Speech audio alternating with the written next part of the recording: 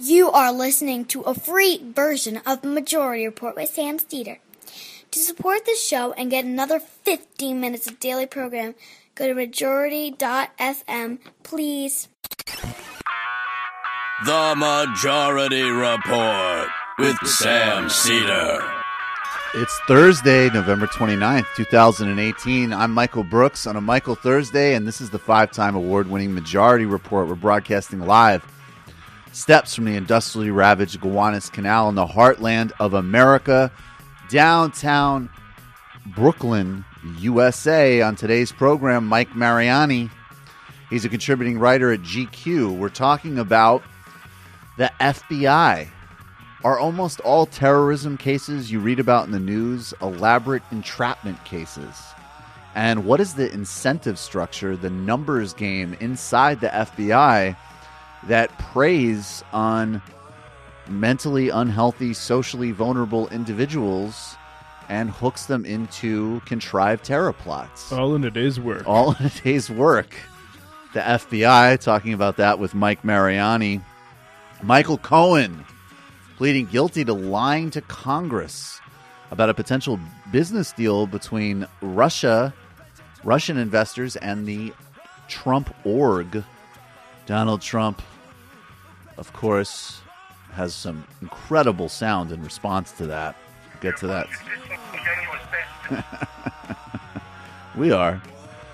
Deutsche Bank offices are searched as part of a far-reaching money laundering probe. That headline, of course, totally having nothing to do with headlines about Trump and Cohen and Manafort. It should be a weekly headline. That should be a daily headline indeed. Paul Manafort's plea deal getting yanked as he has been, apparently, his lawyers in communication with Trump's lawyers, and the screws turn even as Trump dangles the possibility of a pardon.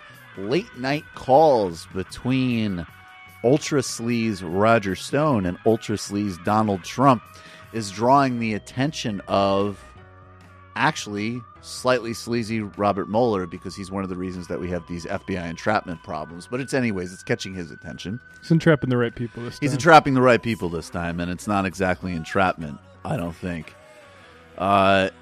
Trump, of course, hinting at a possibility of a pardon. Jerome Corsi and Roger Stone knowingly pushed Seth Rich lies to Seth Rich's families. The family of the murdered Seth Rich received propaganda from Corsi and Stone, which they knew to not be true. Apparently, to me, this is red flaggy all over the place. U.S. life expectancy declines again in a dismal trend not seen since World War I. Stormfront really digs Tucker Carlson. Fernando Haddad, the Workers' Party candidate in the Brazil's fall elections, is visiting New York in the United States in an effort to bridge solidarity for Brazil as Bolsonaro salutes Bolton, and the United States military-industrial complex and corporate sector eagerly sets its sights on a new far-right anti-people alliance across Latin America, a rare victory for democracy and foreign policy and against barbarism as Bernie Sanders' Yemen bill passes the Senate yesterday, sure to face a Trump veto, but significant progress nonetheless. All that and much, much more on today's Majority Report. Welcome, everybody. The four of us here. Samantha, probably recall, I guess he was going wild for his birthday yesterday. Oh, that's right. Happy birthday, Samantha. That Sam's version of celebrating a birthday is reminiscing on how fun the Mike Cernovich thing was and how great that was for him and us, and then texting us in a text thread to make sure that, I think particularly Matt, because you were probably the most excited about it, knew that the big cow story was not real. That's super important Cedar information. I almost responded that I don't think I should be alone tonight. It's a fake news. It is fake news. I saw it on video. It almost hurt you. Do you know how it was fake? Could you imagine what No. Laurel? I kind of suspected this, but the cows surrounding it were especially like minuscule. Did you really suspect it was fake? Because I recall you being pretty gung-ho about it, man. I was more gung-ho about the prospective TMBS YouTube title, which was Giant Cow Baffles Marxist Economist, because we had Richard Wolff in studio. That is a really good title. And I really wanted that, but alas. Fair enough. So Michael Cohen has copped a plea. Specifically, this is actually separate from the whole Stormy Daniels thing, which is I think has been our main exposure to Michael Cohen and Trump's legal troubles in the last couple of months. But this is specifically around lying to Congress around the timing of a Trump possible joint venture for a hotel in Russia. The lie was that the talks of this deal had concluded. The project never went forward, and Cohen was lying to Congress, saying that these talks stopped before the Iowa caucuses. Turns out they continued after the Iowa caucuses. So, this is just kind of, regardless of any bigger kind of Russia stuff here, this is just the sort of like, we're in monuments. Why can't I say that? We're in the just, using the campaign, using the office. Emoluments? Emoluments. We're in that territory here. I don't know why I can't say that today. It's bizarre. But Donald Trump, he's on his way to Argentina for the G20 summit. It's sure to be there's going to be a lot of action there. There's actually a citizens' effort and attorneys' effort to apprehend MBS there in Buenos Aires as well. So hopefully the left will be out in strong force protesting in Argentina. Donald Trump's on his way there, and he, of course, had a very succinct, very clear answer to the Michael Cohen question that got shouted to him this morning on the White House lawn. This is really when Trump is sort of lying and all over the place like this, but still in a very obvious way hedging his language. Mm-hmm. This is when you know that he's quite aware and quite tense about his potential jeopardy he's in. Yeah, he likes to explore different ways of framing and putting things into language. Exactly. And it's super subtle. Nobody can tell. Michael Cohen has made many statements to the House, as I understand it, and the Senate. He put out a statement talking about a project which was essentially, I guess, more or less of an option that we were looking at in Moscow. Everybody knew about it. It was written about in newspapers. It was a well-known project. It was during the early part of 16, and I guess even before that. It lasted a short period of time. I didn't do the project. I decided not to do the project, so I didn't do it. So we're not talking about doing a project. We're talking about not doing a project. Michael Cohen, what he's doing is he was convicted, I guess. You'll have to put it into legal terms. But he was convicted with a fairly long-term sentence on things totally unrelated to the Trump organization, having to do with mortgages and having to do with cheating the IRS, perhaps, a lot of different things. I don't know exactly, but he was convicted of various things unrelated to us. He was given a fairly long jail sentence, and he's a weak person. And by being weak, unlike other people that you watch, he's a weak person, and what he's trying to do is get a reduced sentence. So he's lying about a project that everybody knew about. I mean, we were very open with it. We were thinking about building a building. I guess we had in a form. It was an option. I don't know what you'd call it. I decided ultimately not to do it. There would have been nothing wrong if I did do it. If I did do it, there would have been nothing wrong. That was my business. It's beautiful. So, well, I'm sure there are a variety of legal troubles that Michael Cohen's involved in. Definitely his plea bargains have definitely all had to do with the Trump organization, because that was his prime employer and who he was primarily lying on behalf of. The person he's talking about who might have more character than Michael Cohen is clearly Paul Manafort, who is a calculating career criminal who's still hoping for a pardon that Donald Trump is dangling in front of him. That's what he said. That's what I said. That's obviously what our position is. Exactly, Paul. And so, and just to add to the comedy of lies here, we now have, you have one son who is clearly the product of neglect and whatever ultra bizarre emotional and psychic issues are going on in that house. And he's the one who Trump will, I don't know, maybe follow back on Twitter or something. Of course, I'm talking about Don Jr.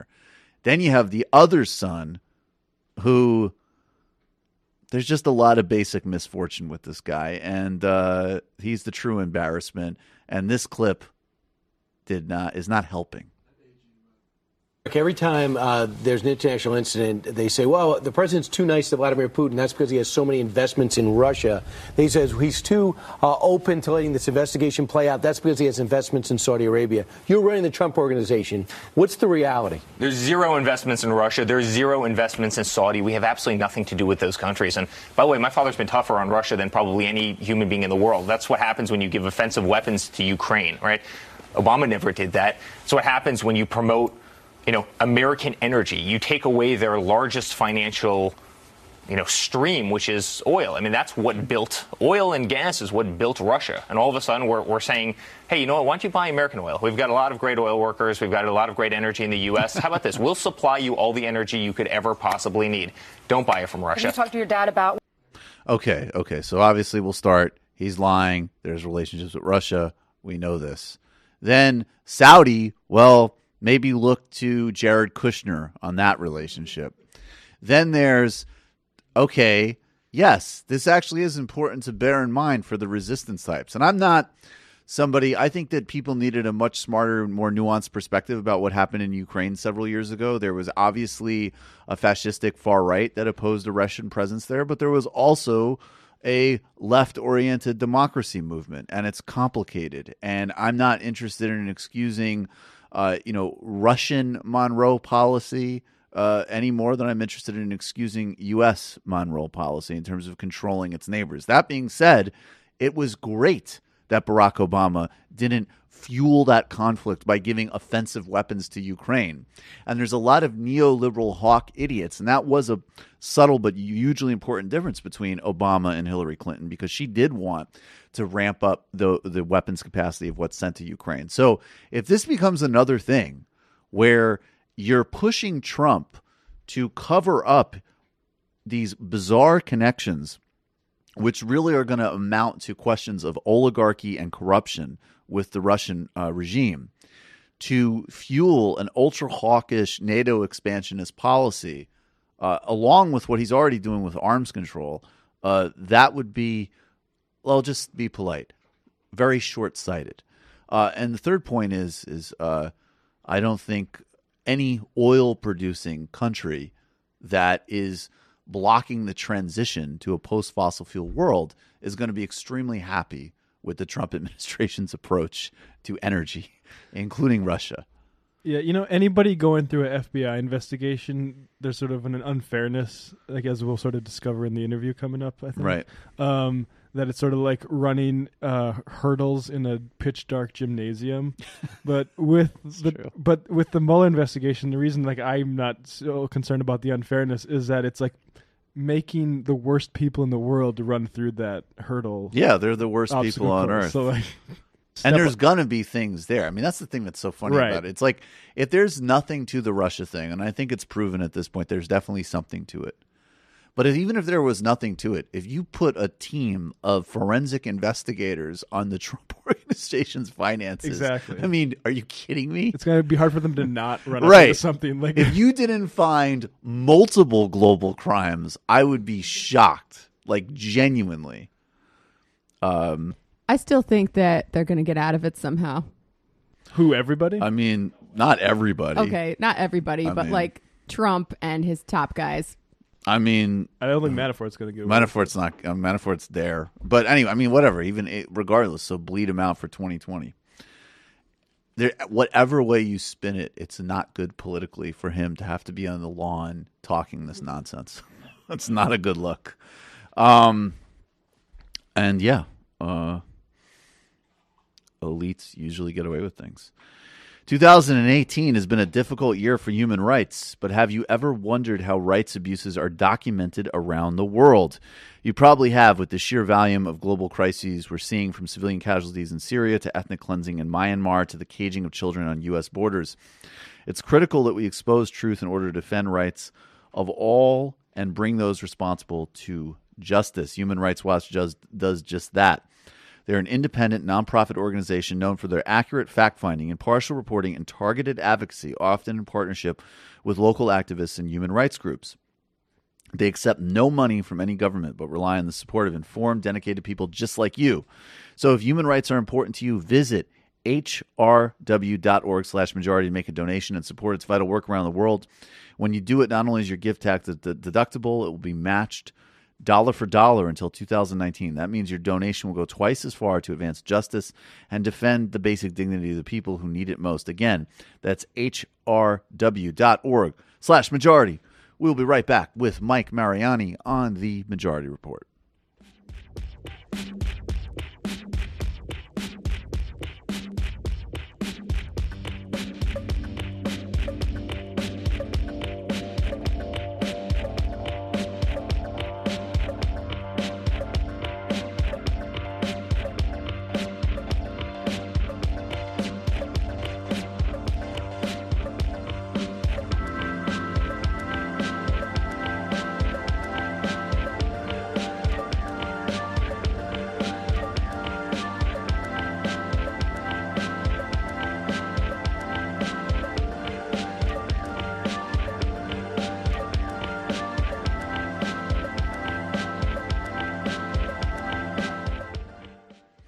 Welcome back to the Majority Report. Michael Brooks here. Joining us now is Mike Mariani. He's a contributing writer for GQ.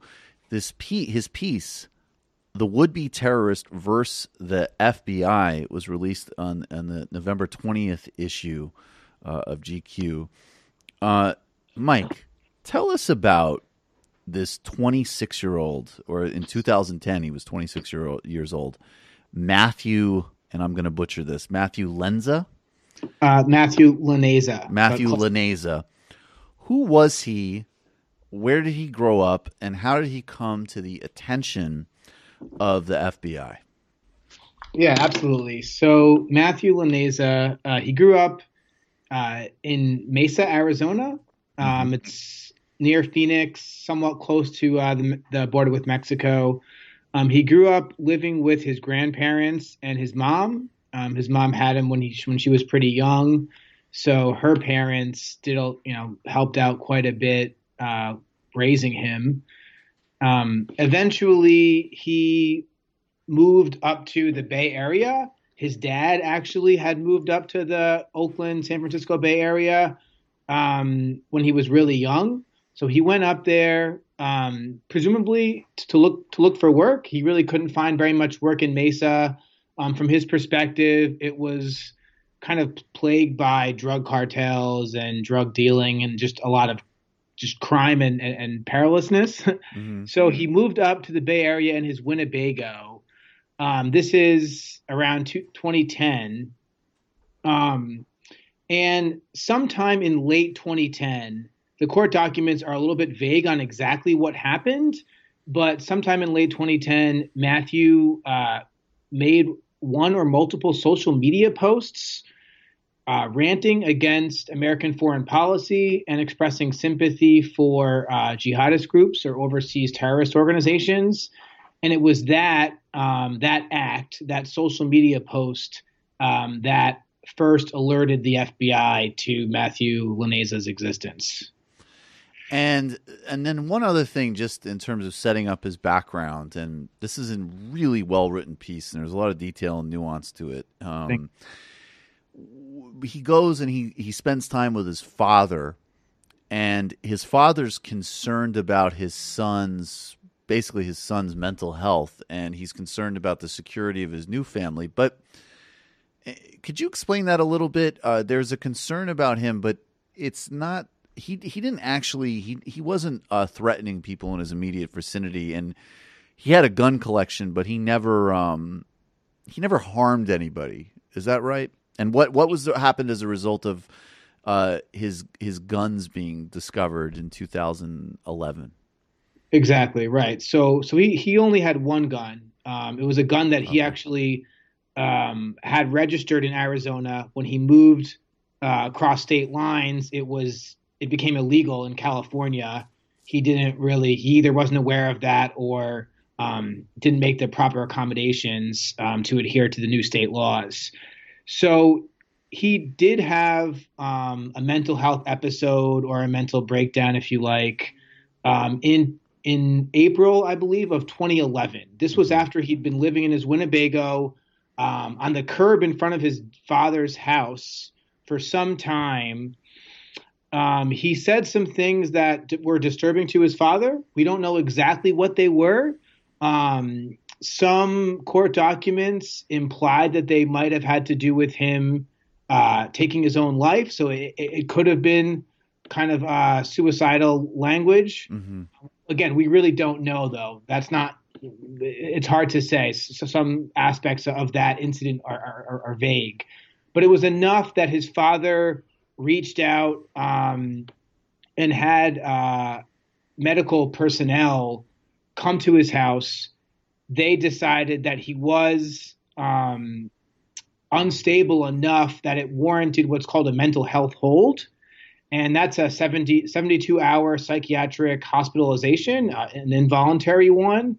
And over the course of those 3 days, police officers returned to Matthew's Winnebago and his father's residence and expressed concern to Matthew's father, who then went into his Winnebago and discovered this gun that he had brought in from Arizona. And that's what triggered that first stint in jail in California for about a year.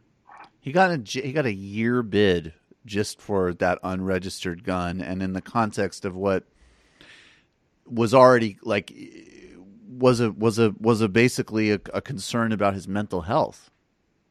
Yeah. So actually, yeah.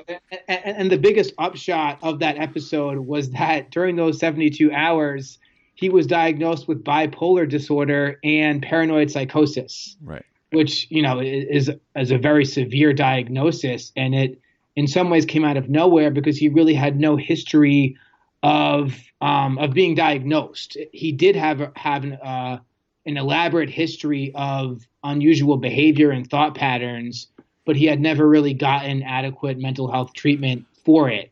So it was only this incident that spurred him to receive this very serious diagnosis. So I'm going to just do a little editorial here. This is already the first part in the piece where just the total barbarism of the justice system, this case in the policing and gun charge level, because you have somebody who you finally discovered that they have very serious issues that they're dealing with that could explain some of the anguish and the context of what's going on with them. They have an unregistered gun, clearly could have been, a mistake moving across state lines.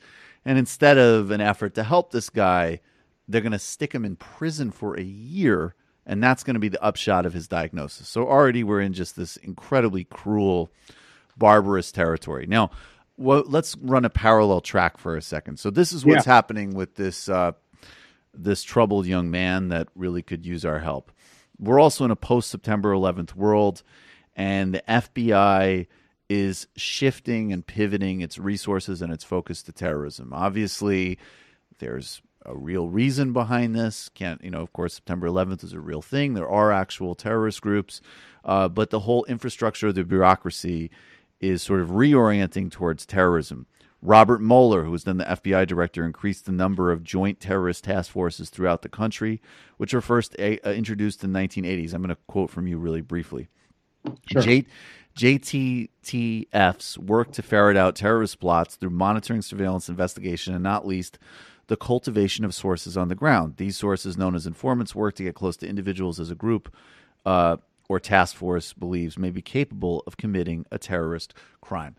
Talk about the rise of these task forces and the differences that started to take place after September 11th in terms of who they could actually target and use their informants to go after in terms of the loosening of standards.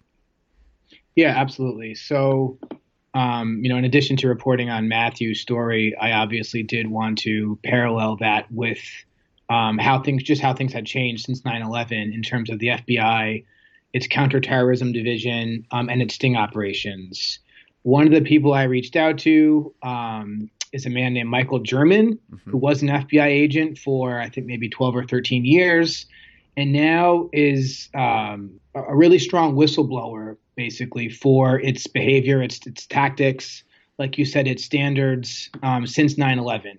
What he told me is that when he was there, which was primarily in the 90s, in order to initiate a sting operation, which was what was initiated on Matthew, FBI agents needed to either prove that a group or an individual was actively planning to commit a crime or was explicitly connected to some sort of criminal or terrorist organization. One of those two things, or both, had to be in place for a sting to be launched. Now, if you look at some of the cases since 9/11, there's about 870 of them, of individuals being prosecuted for terrorism offenses.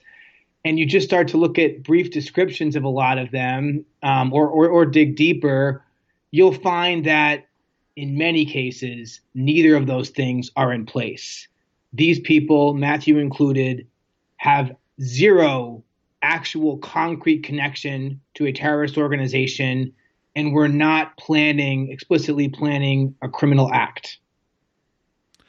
So we're going to, and there's a big media piece to this because there's also a major failure in how the media has reported on these stories. And there's also definitely a numbers game and a bureaucratic incentive structure inside the FBI, which reflects broader problems. I'm thinking there's a book came out, I think it was called Numbers of Mass Destruction.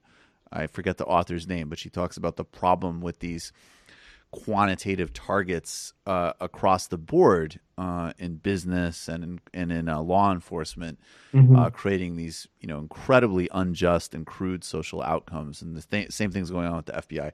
But let's go back to Matthew. So Matthew leaves jail after a year. Now he has a criminal record. So in addition to serious issues he's dealing with, both in terms of his mental and emotional health and his ability to have stability, not trained, not educated, and now the stigma of crime, right? So and the trauma of being in prison for a year. I mean, God knows what only happened there.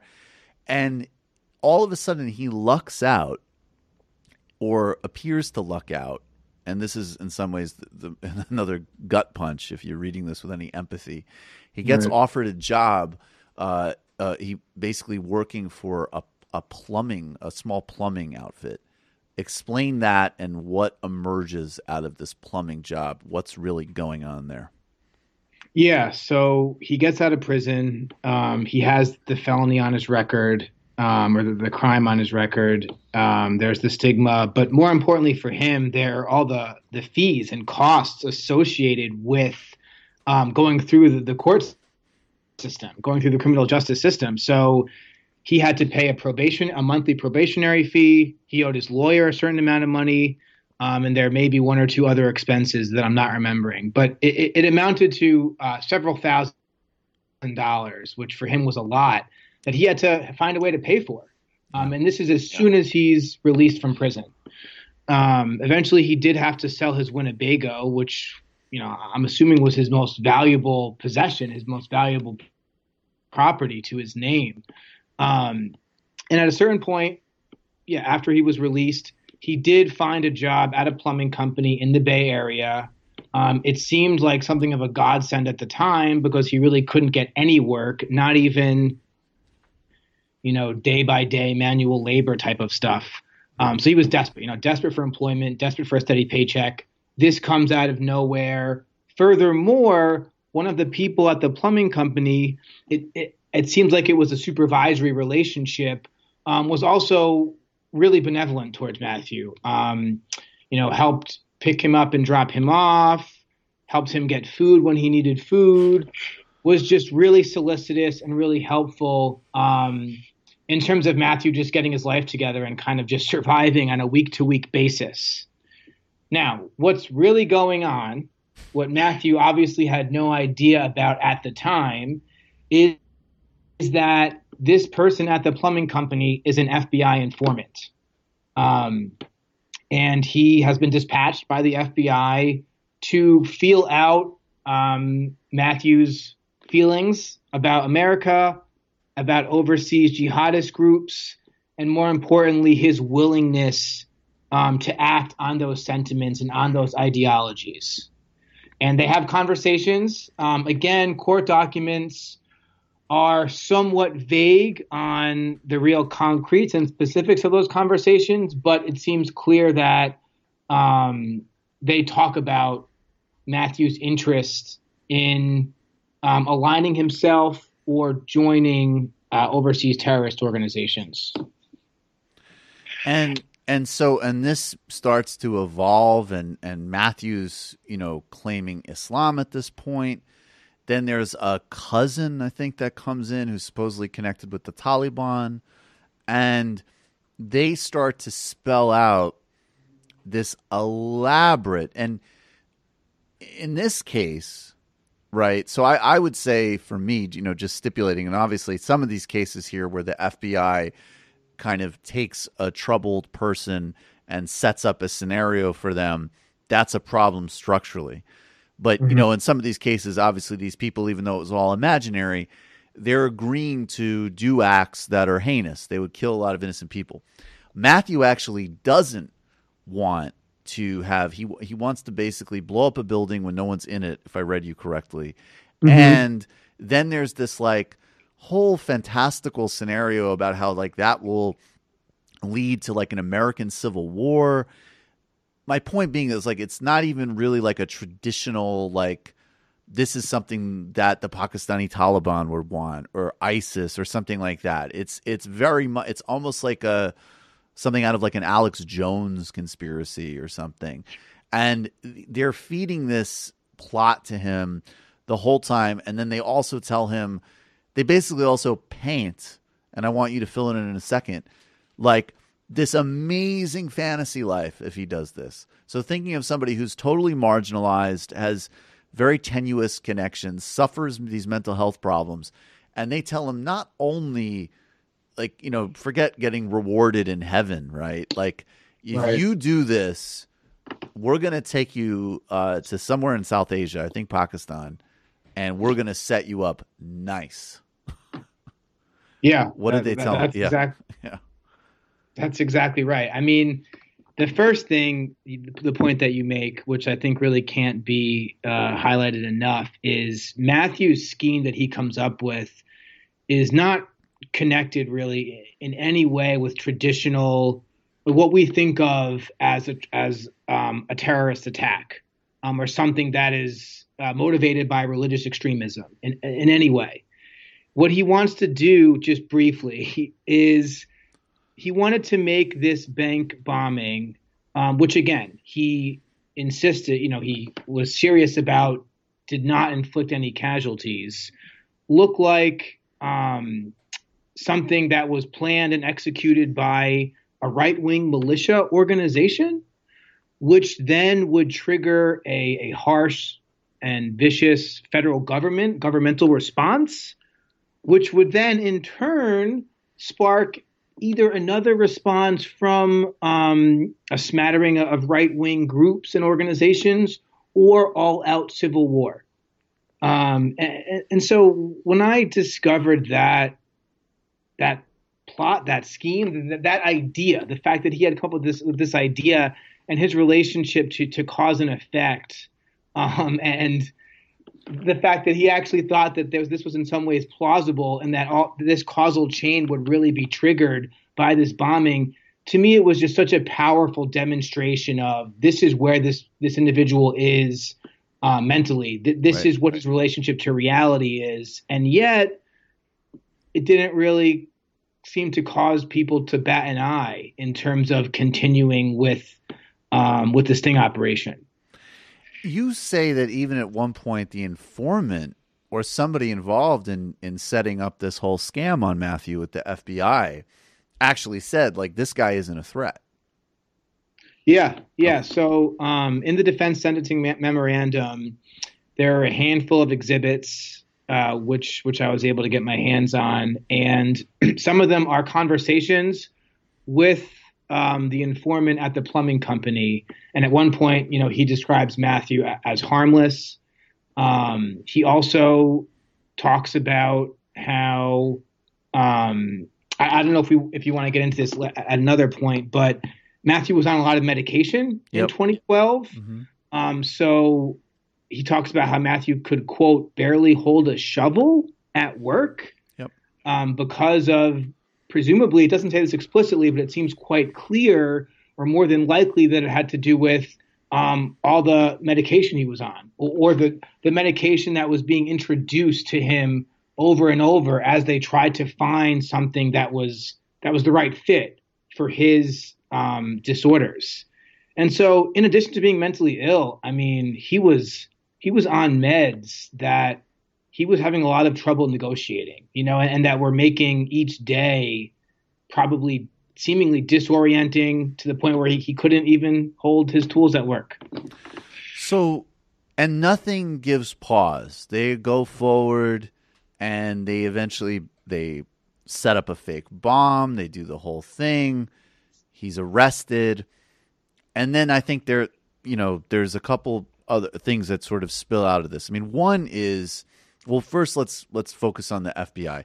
What's going on here in terms of the careerism and the incentive structure, and how broad a problem is this? Because it has been my understanding, in addition to your reporting, that a lot of terrorism cases that we see reported actually have been boiling down to this scenario, like a very significant amount of them, which is an informant and there's what did you say? I think there's like 15,000 of these people, which is a pretty that's a large number for, think about across 50 states. Yeah, sure. And a relatively isolated amount of communities. Basically inducing often just really troubled, marginalized young men into fake plots, and then essentially charging them with their participation in a fantasy life. So what's going on at the FBI that there's a culture of this? Yeah, so this was definitely not one of the first things that I intended to explore in any significant detail when I set out to report this story. But after speaking to enough experts, it became clear, that this element of quote, careerism at play in the FBI's counterterrorism division. So just to kind of sketch it out, as we all might assume, since 9/11, the counterterrorism division of the FBI has grown and grown and grown. There are a lot of joint terrorism task forces throughout the country, maybe something like 70 or 80. And the reality is every year, the counterterrorism division has to go to Congress about its budget. Right. And they have to prove that they need a certain amount of money to continue to employ these JTTFs and to power this division. So in order to do that, and as Michael German put it, they need to, quote, prove statistical accomplishments. So the bottom line is that if they want to keep the budget that they've grown over the course of the past decade and a half or so, it's incumbent upon them to make arrests, and to move individuals through the criminal justice system, and to get them to prosecutors and to get convictions. So in a way, there is an incentivization, there's an incentive structure for them to nab individuals committing terrorist crimes, or however they can, which is, where stings come into play, and all the moral issues and ethical quandaries that come with these stings. And what about the failure of how the media reports on these, in terms of being clear that, because there was a period of time where there would be like a headline like, whoa, there's this operational cell. It sounds like 24, and they're in Miami, and they're going to blow up this building, and they have this, this, and this, and this. And then you'd read the article, and you'd be like, oh, it was like a group of guys who were really high and they requested like special like Muslim ninja outfits, and the FBI just basically, just hustled some like, messed up dudes into a fake thing, and now their lives are destroyed. Yeah. I mean, that was a point that I felt was pretty important. In that, when these arrests take place, the FBI will issue a statement. They may have a press conference. And at least for a while, it's evolved a little bit in recent years, but for a long time, this century, the media just jumped and lunged at the headline, from these statements, from these press conferences, and from these arrests. And there was probably a certain level of embellishment or exaggeration, maybe not on the part. It might have been on the part of the FBI. It might have been on the part of individual media organizations. But what it amounted to were these headlines that were misleading. There's no question about it. And the real problem occurs because it takes some time, even today, even to this day, for journalists and other people to really parse what's going on in these individual cases and make sense of, okay, you know what? This subway station was not actually about to be blown up, right. Or this building, right. To kind of parse the nuances of what really was at stake. But the problem is that by the time people can make sense of what the stakes really were, the news cycle has moved on. So to me, that has been a real problem since 9/11, the fact that the media may only be infatuated by these arrests for 24, 48, or 72 hours, and that's not enough time for them to, in many cases, to really make sense of, okay, what did these individuals or this individual really do, and what were the nuances between them and the sting operation that kind of facilitated this crime. So media is sensationalistic and bad, and they need to do a way better job, and people need to have media literacy. So this is like lesson 500 million of that. What about, the legal question? And I understand this is a lot more complicated how it actually plays out in a courtroom, and obviously courtrooms are very favorable towards prosecutors. But it kind of reminds me of the scene in The Wire where Bodie, I don't know if you've seen that show, but Bodie is one of my favorite characters. Is in a police, he's in an interrogation room, and they're laying out they're laying a case out to him that's dependent on this open air drug market, and he's like, "Isn't that entrapment?" And McNulty, who's the cool cop, is like, "I think the kid has a point," and they have to let him go. So my question is, to paraphrase Bodie, how are all of these cases not essentially giant entrapment cases? Yeah, it's a really tough question, and it's a question that I pose to a lot of people while reporting this story. I guess the best way to distill it is to explain my understanding of what a defense attorney needs to do to win an entrapment case, to actually, to stage an entrapment defense and win it. So what they have to do is they need to first prove inducement. So they have to prove that the FBI explicitly induced this individual or individuals to commit this terrorist crime.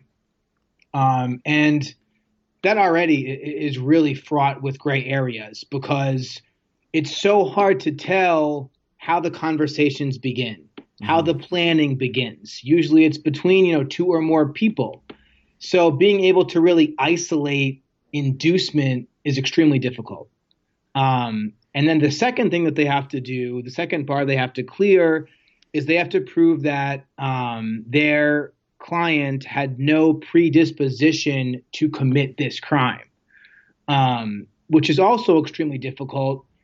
Now, this didn't really come up too much with Matthew, but with speaking to the experts, I've heard that in some cases, proving predisposition is easy because it can be so vague. Right. So even if a defendant, went on YouTube and watched a jihadist video or a video that looks askew at American foreign policy, even things like that, that are only really dealing with their ideological growth, as teenagers, as 20-somethings, as young people. That, in some cases, seems to be enough to say, look, here's predisposition. Right. Even though that may have no connection to the specifics and the concretes of the actual crime. So, to jump through both those hoops is really difficult, to prove inducement and to prove that their client has no predisposition to commit the crime. And that's why it has never worked in a terrorist case.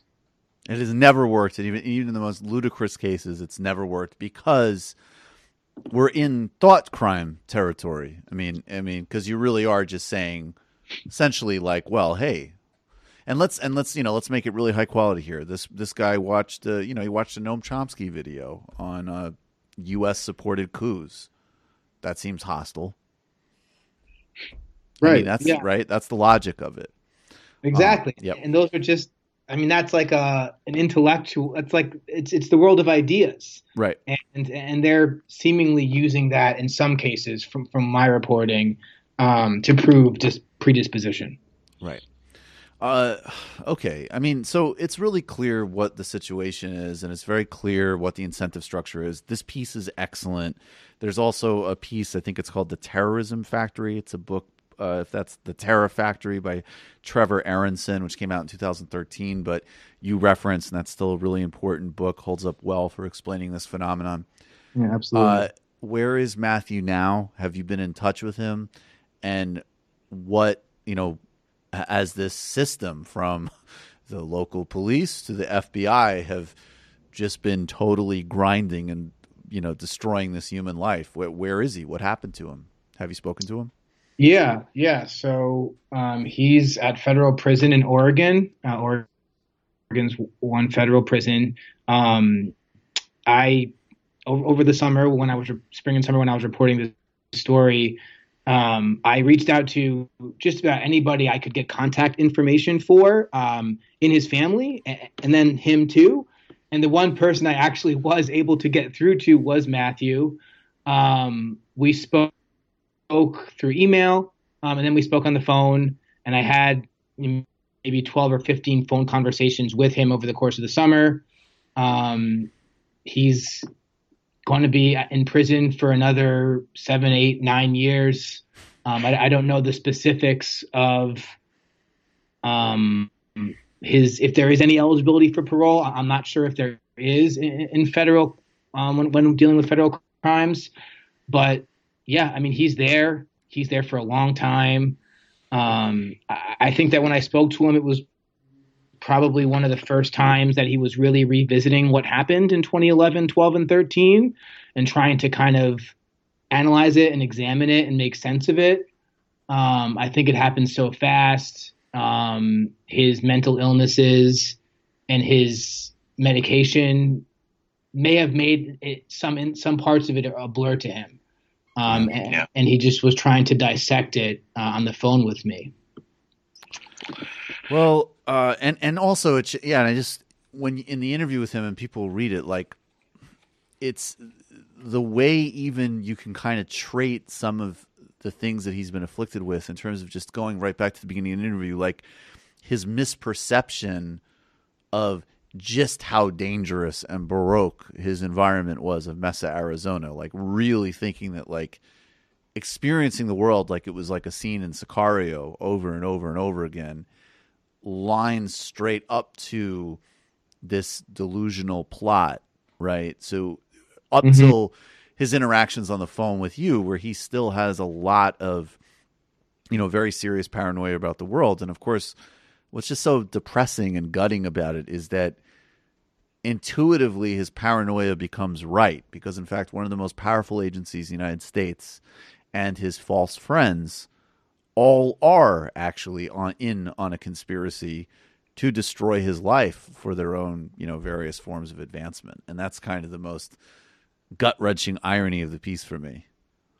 Yeah. You kind of pinpointed it perfectly. It's like this moment of poetic injustice or something where he's been delusional his whole life, at least from what I was able to report and to discern.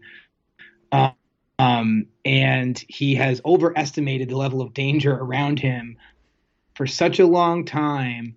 And then suddenly it all comes to a head, and his paranoid thinking actually perfectly matches the schemes and the plots taking place around him with him as their target. It's really just it's an extraordinarily sad symmetry that kind of climaxes when he is arrested.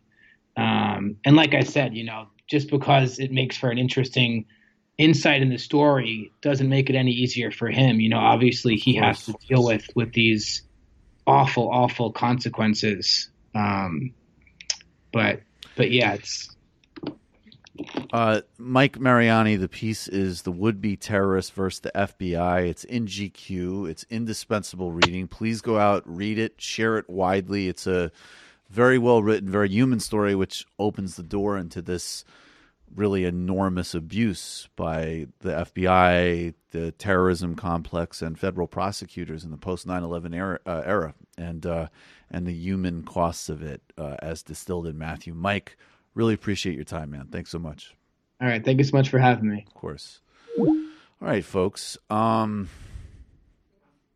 love how this show is so skewed in a way that where I want to go after. It was a gut-wrenching piece. I read it last night, and I had to, pace around the apartment. It was so upsetting. And now having that same experience in the interview. And you know how we go into our defense mechanisms when we're feeling stress? So I love Judy. Totally.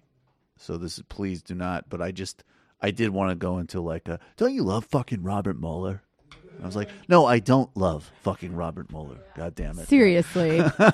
I'm glad that the same tricks that have been used to terrorize the mentally vulnerable are now being used on the worst people on earth. That's beautiful. I'm all for that. But no, I do not like Robert. What's good is the resources are being... Yes. Those resources shouldn't be there in the first place. Indeed. But as long as they're there, point them in the right direction. Point them at Trump Inc. Indeed. Trump.org or whatever the hell it is. That still doesn't make it worth it that we have these institutions. No, it really does not. Okay, now of course you really... Okay, here is Brian Krasenstein, who is a well-known former multi-level marketing guy and now a leader in the resistance, right? Yeah. He has him and his are they twins? His brother. I think they're twins. They have a website called The Hill Reporter, which is very funny. That is so brilliant. Because that's so great. When you see that in print, it looks as if they work for The Hill and they're reporting for it. They are. The thing is I've called the Krasensteins out for being grifters a number of times. And they Twitter search their name, so they'd be like, "What did I say that was wrong?" and the truth is that they're actually, despite being, I think, transparent grifters to me, they're very good at it. They clearly get. They results. Might sincerely believe it. They might. They might believe in multi-level marketing. They might believe in the FBI. Grifting can be unconscious. That's just one more example of why intentions don't matter. Grifting can be unconscious. I mean, look, intentions. I'm not 100% on board with the Cedar position of intentions are totally irrelevant. They do matter. They're emotionally and interpersonally relevant. And they matter when we frame some of our opponents. But Brian, the Krasensteins are not inside the tent. It reminds me of that protest. I saw a picture of a guy holding up a sign at one of the Russia-related protests that just said, "I love laws." Like, you fucking nerd. Come on. I love laws. Jesus Christ. That guy is the reductio ad absurdum of the resistance. And that is also where, on a sort of psychic level, Trump speaks to more elemental human truths. Although they're like, laws aren't fun necessarily. I would like to show up at a protest in the I love regulations. Yeah.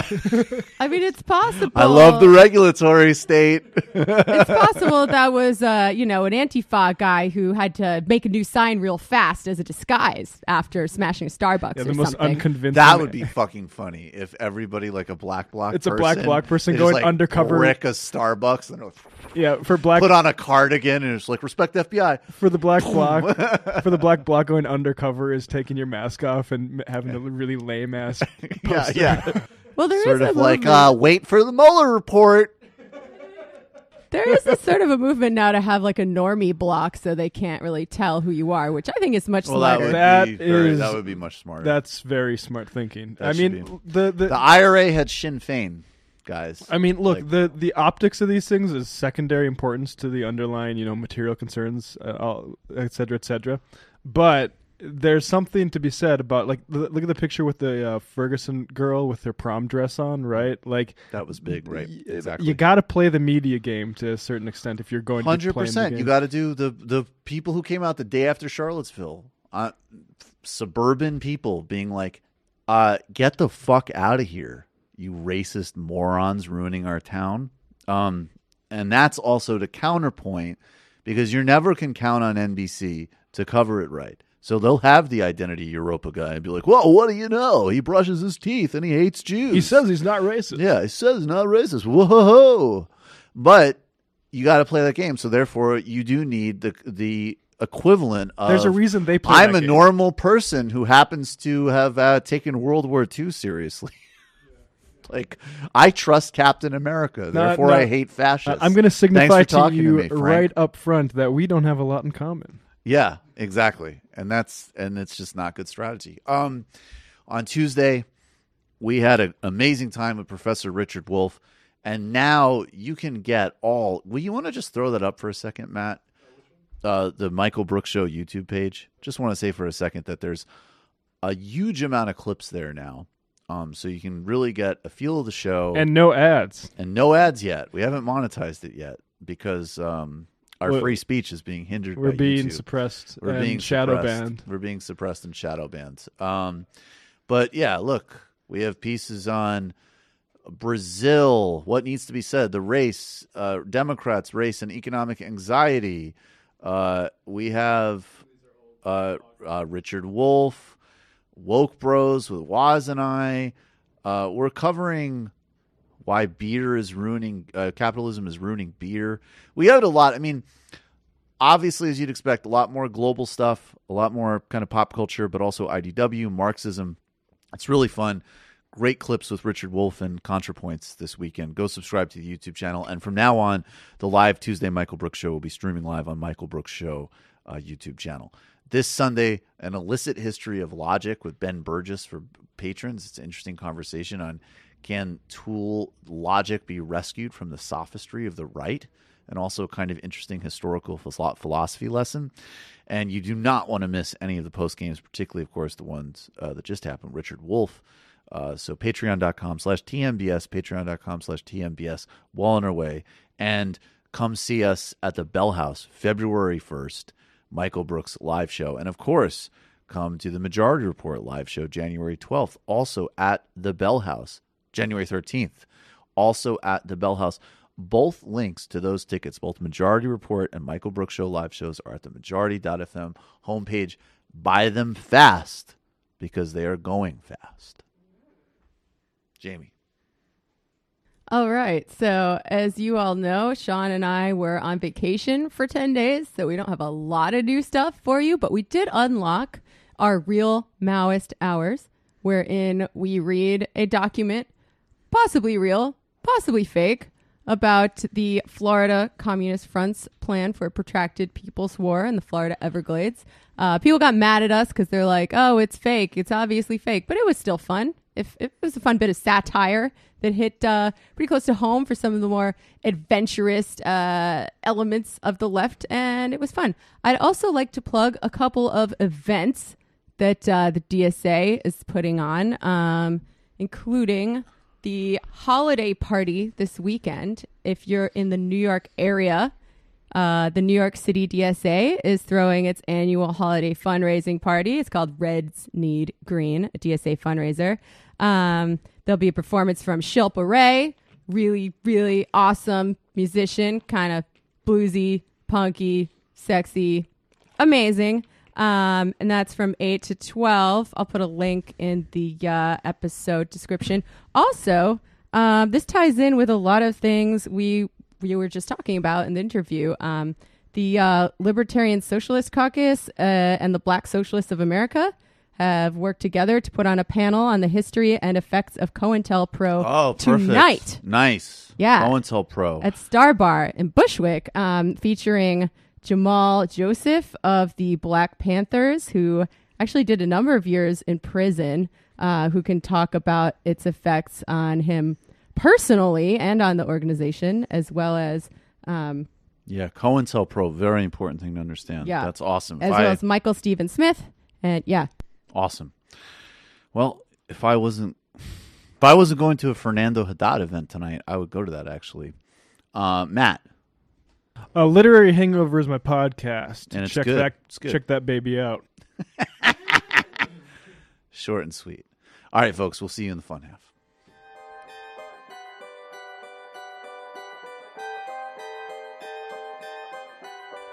C'est une poupée qui dit oui, elle dit jamais non, de jour comme de nuit, qu'on la pose ici ou qu'on la tire ailleurs, dans son bain ou dans son lit.